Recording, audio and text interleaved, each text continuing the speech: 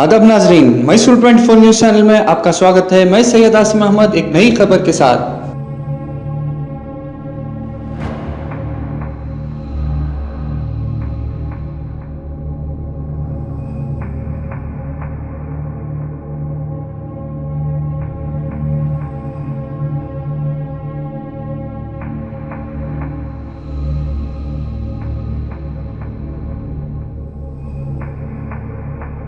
अस्सलाम वालेकुम। वालेकुम अस्सलाम वरहमतुल्लाहि वबरकातुहू। इकबाल भाई, जैसा कि 2 दिन पहले हम लोग यहाँ आए हुए थे, आप कोविड सेंटर को लेकर जैसे ही दीगर हॉस्पिटलों की तरह बीबी आयशा मिलिया हॉस्पिटल में भी कोविड सेंटर खुसूसी इंतजाम के साथ जल्द से जल्द शुरू करने को लेकर हमें रिपोर्ट दिए थे। लेकिन आज मुझे हॉस्पिटल से मेरे कोई पहचान के यहाँ आए हुए थे तो उन्होंने एक नोटिस बोर्ड देखा, यानी यहाँ के मुतवल्ली हजरात की जानिब से स्टेटस को लेकर एक नोटिस लगाई है।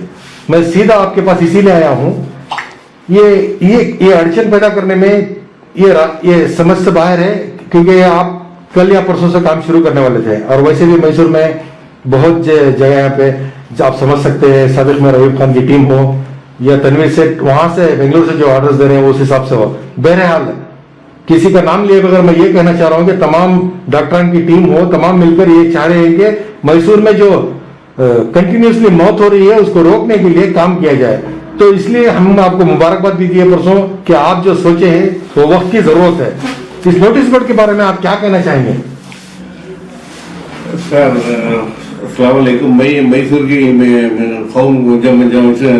मैसूर वालों को भी इतना बताना चाहता हूँ कि मैं यहाँ पे मैसूर में आया इस हॉस्पिटल को कुछ डेवलप करके ये हॉस्पिटल कौम के लिए कोई मिलत के हॉस्पिटल बनाएंगे बोल के। मुझे यहाँ पे कमाने के लिए नहीं आया भाई। मुझे अगर पैसा चाहिए तो बेंगलुरु इतनी बड़ा शहर है कि मैं क्यों आके यहाँ पे 7, 6, 7, 8 करोड़ मेरा पैसा लगा के मैं बैठो। मैं आज तक एक पैसा इसमें कमाया नहीं, एक पैसा मुझे आया नहीं।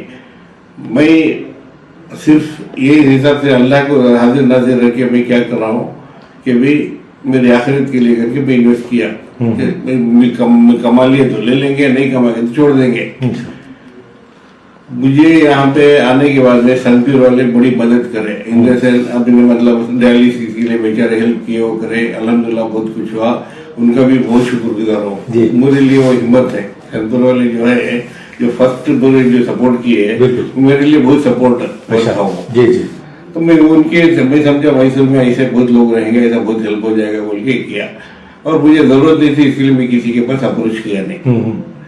अब मैं बड़ी मुश्किल से ये हॉस्पिटल को डेवलप करने के लिए बहुत कोशिश किया, पहले दिन से लेके अब तक। यहाँ पे मैसूर में मेरे खिलाफ में पता नहीं लोग क्यों इतनी साजिश कर रहे हैं, हॉस्पिटल को चलने नहीं दे। ये मुतवल्ली जो है पेशेंट मेरे पास जैसे ही आते हैं उनको वहीं से बोल देते हैं बीबी आयशा हॉस्पिटल बराबर नहीं, यहाँ पे आएगा तो मर्यादा चले जाओ, पेशेंटों को वापस कर देते। तो ये अफवाह उड़ाई जा रही है। अफवाह उड़ा के पहले से 3, 3.5 से जब से मैं हॉस्पिटल लिया तब से ये लोग मेरे पीछे हाथ धोके पड़े। ये काम कंटिन्यूसली हो रहा है? कंटिन्यूसली कर रहे हैं लोग। अच्छा, अभी मैं इनके साथ में ये लोग मदद करेंगे बोलेंगे मुझे, हालांकि मैं बेंगलुरु में बैठा था, मुझे हॉस्पिटल मदद करने के लिए पुराने जहीर साहब, चांद साहब ये सब मेरे पास आए आके, और अपना आरिफ नगरी, अपने तनवीर सेठ साहब आए मेरे पास, बहुत रिक्वेस्ट किए, मुझे बुलाए, सब कुछ बुला के हॉस्पिटल बोले इकबाल भाई आप लो अब चलाओ, हमको तकलीफ है ये है बोल के।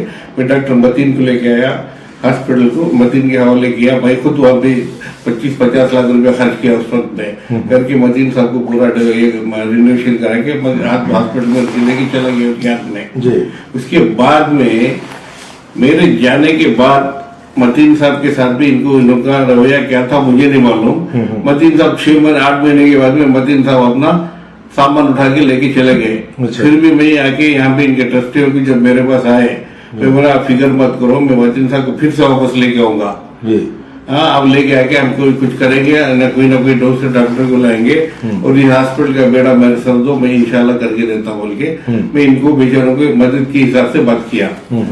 तब तनवीर सेठ भी थे, तनवीर सेठ भी बोले हाँ ठीक है ऐसा है वो करेंगे ये करेंगे। आरिफ नगरी बोले, ऐसा हर कोई मैसूर के बड़े बड़े चांद साहब है, जहीर है, ये सब बोले। यानी तमाम आपको साथ देने के लिए आगे बढ़े। साथ देने के लिए आगे बढ़े। आप नई ट्रस्ट बना लो, आपके ट्रस्ट के नाम से बना के दे देंगे, तब तक आप ये ट्रस्ट में मेंबर बन जाओ। उसके बाद में मतलब 2-3-4 साल इनका और ये है एग्रीमेंट है, वो फिनिश होने के बाद में करके देंगे बोल के।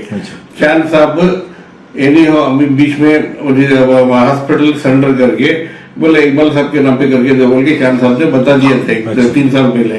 उसके बाद में पता नहीं क्या अंदरूनी पॉलिटिक्स है, मुझे नहीं मालूम। मैं इतनी कोशिश किया, धर्मेंद्र अहमद साहब से मिला, रिजवान से मिला, तनवीर सेठ से मिला, सबसे मिला, सब लोगों का एश्योरेंस, सब लोग हेल्प किए मुझे, नहीं बोल के नहीं। इब्राहिम वडूर साहब हेल्प किए, सब कुछ किए करके कोशिश की, लेकिन ये अंदरूनी जो वक्फ बोर्ड में तो मालूम नहीं किस तरीके से चल रहा मामला। वक्फ बोर्ड के जितने भी छोटे छोटे ऑफिसर थे, थोड़े बहुत पैसों के साथ मुतल्लिया के साथ में मिलकर, कोई कलीम बोल के एक ब्रोकर है, वो साथ में, वो बेचारा मेरे साथ में रिश्तेदार बोल के मेरे साथ में आता है, लेकिन मेरे साथ में अच्छा रहता है, पीछे से मुझे ही करता हूँ। देखने के बाद में मैं ही तकलीफ, मुझे बहुत तकलीफ दिया वो। अभी मैं उस पर भरोसा करके खामोश रह गया। भाई सब लोग इतनी तकलीफ देते थे, तो कोई रजिस्ट्रेशन करके दिया नहीं, प्रॉपर्टी है की नहीं हॉस्पिटल का।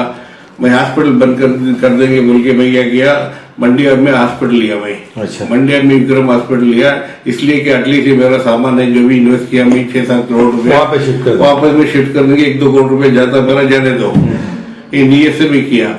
यहाँ पे आने के बाद में डायलिसिस पेशेंट से, दूसरे पेशेंट से लोग, ये सब मेरे स्टाफ ये सब गिड़गिड़ाने लगे, सर आप पंजाब जाएंगे तो हॉस्पिटल या कौम की बीबी आयशा नाम नहीं लाएगी, बीबी आयशा हॉस्पिटल बंद होगी, कोई कौम की मिलत की हॉस्पिटल नहीं आएगी। इन सब की पूरी गुजारिश पे, इनकी मजबूरियां देख के, इनके सब देख के, जज्बात देख के मैं बोला ठीक है, चलो अल्हम्दुलिल्लाह, अल्लाह पहले हम अल्लाह है, फिर इसके बाद में कोशिश करता हूँ। मैं इनके साथ में, हालांकि इनकी बदनामी के बावजूद वे लोगों का कहना क्या, इकबाल साहब 5-7 करोड़ 8 करोड़ डाल दिए, पैसा नहीं कमाएगा तो कोई देगा क्या, पैसा क्यों डालता है? इस तरीके से मतलब अफवाह डाल के करके लोग अपना अपना ख्याल डाल के मुझे बहुत इल्जाम लगाए, फिर इसके बावजूद में बर्दाश्त किया। मैं बोला अल्लाह है, देखने वाला मालिक है, मैं अल्लाह गवाह है। मुझे मैसूर से सिर्फ वास्ता है कि मैं मैसूरियन था, 50 साल पहले मैं मैसूर से चला गया, फिर भी मैं सोचा अपने पैदाइश होते में हम लोग कुछ ना कुछ करेंगे, वो नीयत से मैं आया, आके मैं यहाँ पे कुछ करेंगे बल्कि मैं पैसा लगाया। अल्लाह ताला हमारे को बहुत नवाजा है, मुझे पैसे की जरूरत नहीं। मैं कोशिश करके, आज भी कोविड हॉस्पिटल बनाना तो मुझे 3-4 करोड़ रुपए फिर खर्चा करना पड़ेगा, 140 बेड अगर डायलिसिस करना और दूसरा सब फैसिलिटी करना, तो मैं दूसरे डॉक्टरों की टीम को लेके आएंगे, गैर खौफ हो भी, मुसलमान डॉक्टरों के पास में गिड़गिड़ाया, कोई डॉक्टर हमारे पास आया नहीं। बीबी आयशा का मतलब रेपुटेशन देख के या क्या पता नहीं उनके क्या नहीं, कोई मुझे सपोर्ट तो किया नहीं। मैं गैर बड़ी मुश्किल से चलाया, ब्रेक वन के हिसाब से चला के, लास्ट करते हुए भी फिर भी चला कि मैं हॉस्पिटल, अभी कोविड हॉस्पिटल आई है, एटलीस्ट मेरे तरफ से अपनी जगह अभी उम्र हो गई है, ज्यादा दिन हम लोग रहेंगे परमानेंट है, गारंटी नहीं। मैं मेरे जब तक जीते जी एक अच्छा काम करेंगे बोल के कोविड के लिए मैं क्या सोचा, पूरी हॉस्पिटल को, ये मेरी हॉस्पिटल शायद एंटायर कर्नाटका में कोई भी हॉस्पिटल में आपको ओटी नहीं मिलेगा, डायलिसिस ओटी, आईसीयू और डिलीवरी, मतलब कोविड पेशेंट का, जितने भी कोविड पेशेंट के, हर छोटे बच्चे से लेके बूढ़े तक का ट्रीटमेंट के लिए तमाम यहाँ पे मौजूद है। और पॉजिटिव पेशेंट के लिए हॉस्पिटल बनाए हैं, ओनली पॉजिटिव, इसमें नेगेटिव पेशेंट को एडमिशन नहीं देंगे, इसलिए नहीं दे रहे कि कंटामिनेट नहीं होना। अभी सबसे ज्यादा सफर हो रहे, मर रहे पॉजिटिव पेशेंट। वही अभी मान लो मेरी हॉस्पिटल में अगर 100 बेड में बनाया हो, मानना चाहा तो 120 बेड भी बना सकता हूँ, इंशाल्लाह कोशिश करेंगे पूरे पीरियड।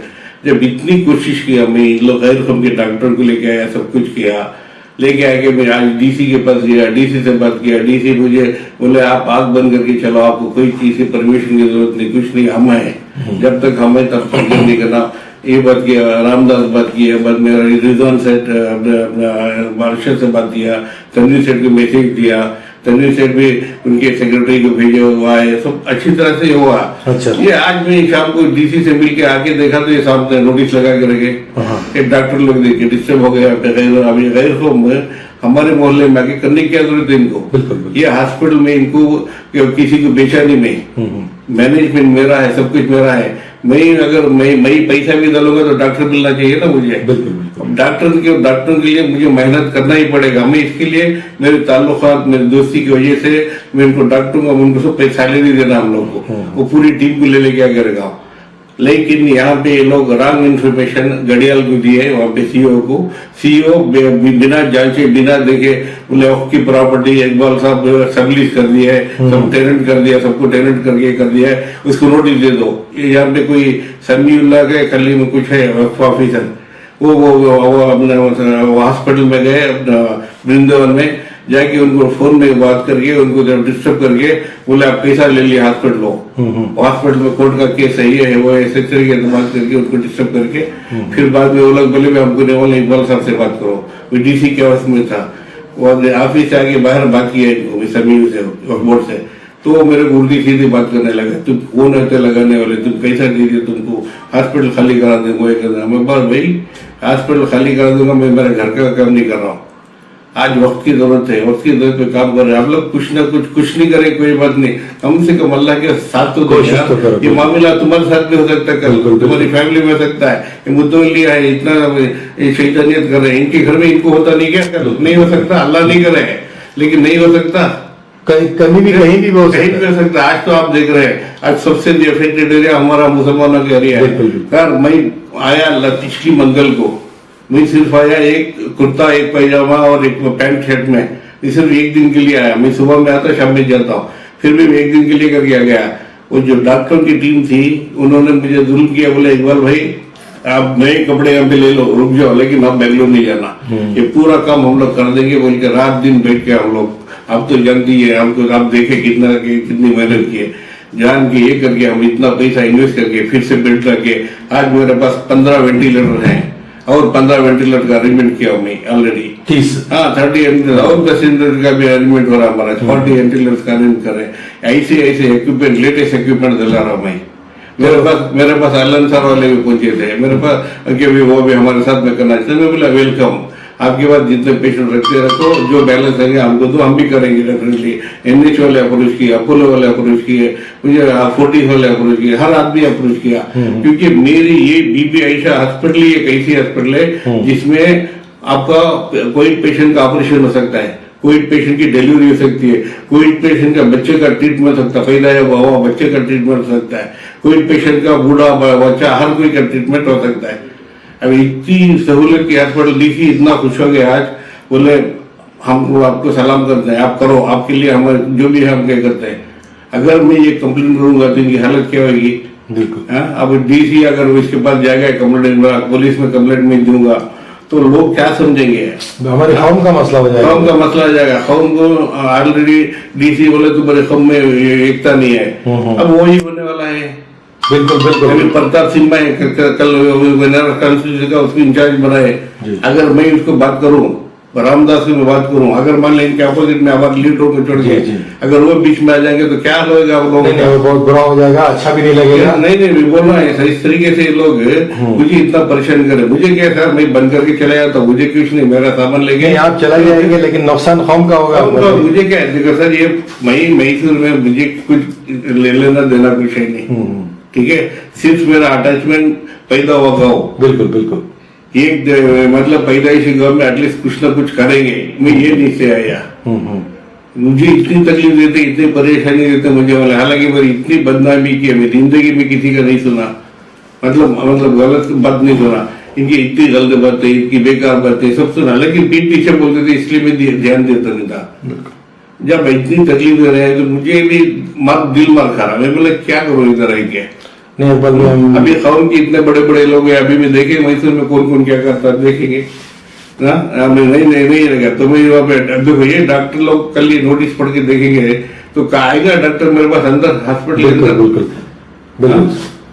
अभी ये वक्फ बोर्ड के उनको समझ में नहीं आता, वो घड़ियाल बेटा सीओ को समझ में नहीं आता, वक्फ बोर्ड के यहाँ के आदमियों को समझ में नहीं आता किसके लिए कर रहे हैं। एक बार भाई ये करके क्या ये कर बिल्डिंग बनने के लिए जा रहा है क्या, ये उम्र में, मेरी उम्र क्या भाई। मैं आपकी बात समझ गया हूँ। ये हमारा इलाका है एनआर जो है ना, उसमें ज्यादातर मौत हो रहे हैं और इसी को लेकर सारा शहर बातें कर रहा है कि एनआर हल्के में ये हो रहा है।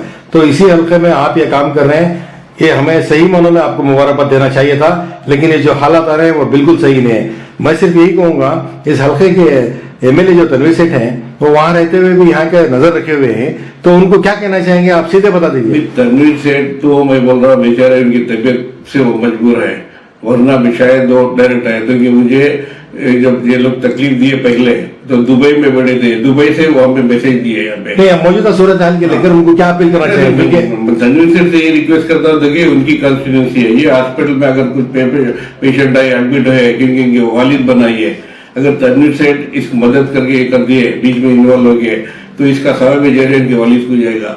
और जितने ट्रस्टी पुराने थे सबको उनके समय में जा रहे हैं, मुतवल्लियों के खानदान जो ट्रस्ट दिए उनको जाएगा। बिल्कुल ठीक है, ये सवाब तो मुझे अकेले को मिलने वाला नहीं। बिल्कुल ठीक है, तो सबको सवाब मिल रहा है, लेकिन नहीं कम से कम में ये जुबान से बोलने से, दिल में रह के अल्लाह से डर के काम करेंगे तो सबको फायदा है। इंशाल्लाह हम ये करेंगे, आप थोड़ा इंतजार कीजिए, इंशाल्लाह हालात बदलेंगे और जो आपकी नियत है वो अल्लाह जान रहा है। इंशाल्लाह भरपूर आपको लोग जो दर्दमंद लोग हैं आपका जरूर साथ देंगे। मुझे मेरा क्या है, जरूरी क्या है, आप कल सुबह डॉक्टर यहाँ पे आएंगे, कल सुबह आके डॉक्टर लोग अभी देखेंगे बॉडी की नोटिस तो मैं फाड़ के फेंक दूंगा, वैसे कोई प्रॉब्लम नहीं, क्योंकि मुतवल्ली की नोटिस से मुझे कोई वाला नहीं, क्योंकि मेरे पास हाई कोर्ट से मैं स्टे ऑर्डर लेके आया, स्टेटस को मैं लेके आया हूँ। ठीक है, और मैं किसी को ये प्रॉपर्टी बेच के नहीं, ना किसी को रेंटल में देके हूँ, ना कुछ किया हूँ। ठीक है, ये मैं आउटसोर्स किया हूँ डॉक्टरों के लिए, क्योंकि मेरे पास इतने डॉक्टर कहाँ से आएंगे? हमारे होम के डॉक्टर आते कि बोलो मैं उनको छोड़ देता हूँ, हमारे होम के डॉक्टर को मेरे को दो, आप लोग टीम दो। अब ये बेचारे इतने रात दिन मेहनत करके साले उनके पूरे प्रैक्टिस, दिन की लाखों रुपए की प्रैक्टिस छोड़ के मेरे पास आगे बैठे, सब लोग बड़े बड़े डॉक्टर ले आते हैं। दिन में 25-30 डॉक्टर आते संभा के लेके। और मेरा यहाँ के हॉस्पिटल का इंफ्रास्ट्रक्चर, ये जितने भी मतलब लोग आए हैं, जितने भी गैरों के डॉक्टर हैं, ताजुब कर लिया, बोले इतना अच्छा ICU, इतना अच्छा OT ऑपरेशन थिएटर, इतना अच्छा है, फिर भी बीबी आयशा क्यों बदनाम? अभी ये उम्मत की माँ, उम्मत की आवाज बोल रही है, लोग बोल रहे हैं उम्मत की माँ की ये इज्जत कर रहे हैं लोग। बहुत बड़ी। ये मैं मुतवल्ली सब हम समझते क्या हम लोगों को यार, भाई ये समझ रहे हैं कि हम लोग चोर है, मैं चोर समझिए मुझे।